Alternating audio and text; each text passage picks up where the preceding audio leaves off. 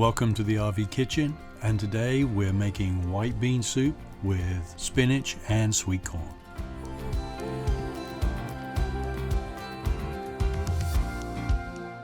Today I'm going to cook some white bean soup. I'll be on the road shortly, and it's always handy to have something in the freezer for a drive day that I can just pull out and reheat to finish off when we land.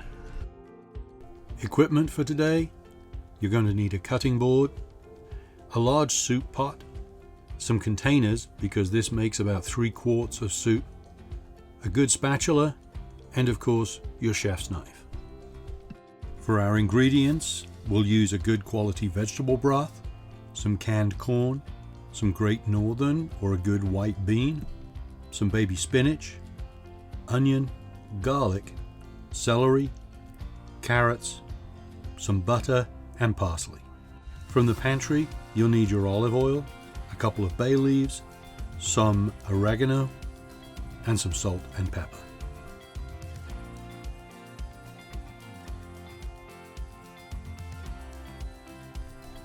Chop your onion into a rough dice, and then don't forget to mince your garlic. And then peel and rough chop your carrots.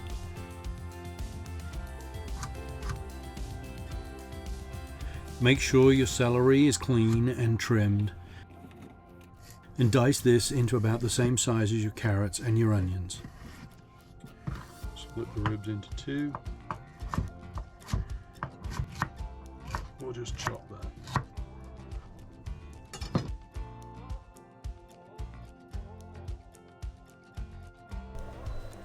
Over a medium heat, add the butter and the olive oil to your rondeau and give it a quick stir to combine. And when the butter's melted, you can add your carrots, celery, and your onion. Stir the vegetables to coat with the oil and the butter. Add a good quality salt and some fresh ground pepper. And then cook for about 5 minutes or until your vegetables are just starting to soften. Stir in your garlic and cook for about another 30 seconds before you add the vegetable broth, a couple of bay leaves, and a tablespoon of oregano.